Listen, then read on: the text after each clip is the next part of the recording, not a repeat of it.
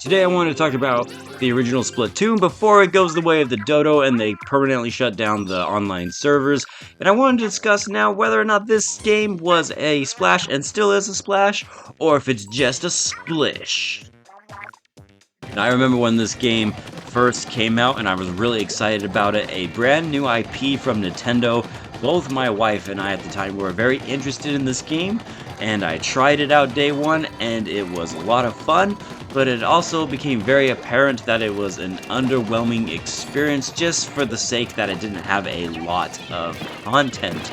Now obviously, as this game went on, it continued to receive a lot of extra content, whether that be different weapons and more stages, and then you eventually were able to do the Splatfest, so it became this much better product. And all of the contents, by the way, were free updates. You never had to pay extra to receive all of the extra goodies. It was just free updates because they really wanted people to be invested in this new franchise. It paid off tremendously for them, and even looking back at the original Splatoon, I am very, very happy to report that the online multiplayer is still fun, and it is still a terrific time to be able to be the Kraken. I kind of wish they would bring back the Kraken because I love that special ability.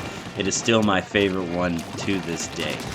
The campaign itself was basically a glorified tutorial for the first game, and I was actually okay with this, and I still am, because this was a very new idea and concept. You see, being an Inkling and running around in the ink, swimming and jumping, and the way the shooting mechanics work, all of this was new at the time that Splatoon was released. So for them to give you essentially a tutorial campaign, I was okay with it. Plus, there were fun collectibles that were able to share with you a bunch of the lore behind this game. Something that has continued throughout all of the Splatoon games now is collecting those scrolls and being able to dive more deeply into the lore and how Inkopolis works and what it is all about.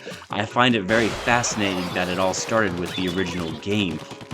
And the boss fights, while they might not be necessarily the most challenging, they are definitely very cool in terms of concept and design, and I still enjoy those as well. The campaign is a little short, you can easily breeze through it with just a couple of hours on hand. But like I said, for it being a start of a new franchise, I'm a little bit more lenient on these things. There were some things, though, that I just straight up was not so lenient on, like Sheldon and his inability to not shut up, something that was so irritating for so many people that they actually addressed it in the sequel.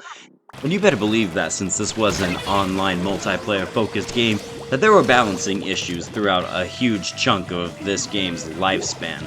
The splatter shot, for example, probably is still the best gun in this game, and there were some other special abilities that needed to be toned down, and so they had a lot of content updates and a lot of balancing issues that they had to work out, especially for those first few months that this game released. Like I said, kudos to Nintendo for sticking with it.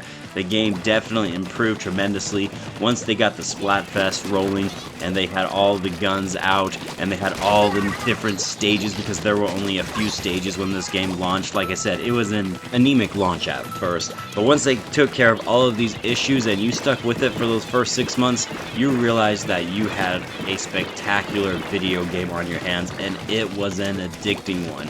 That one more round syndrome hit me hard, and I am happy to say that Splatoon on the Wii U was awesome. It worked well with the gamepad. You even had this little freaking mini game that you could do where you just have to have your little squid guy try to jump up on the platforms and try to get a high score while you were waiting for matches, which helped, alleviate some of those long wait times.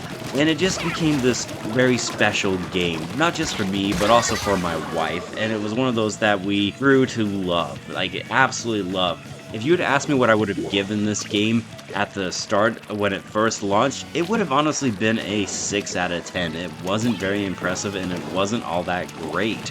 It had a really cool concept, but it needed a lot of fine-tuning. But now that I'm looking back on it and I see all of the fine-tuning this game had received, I'm happy to give it the score that I'm giving it now, and it is a fantastic game.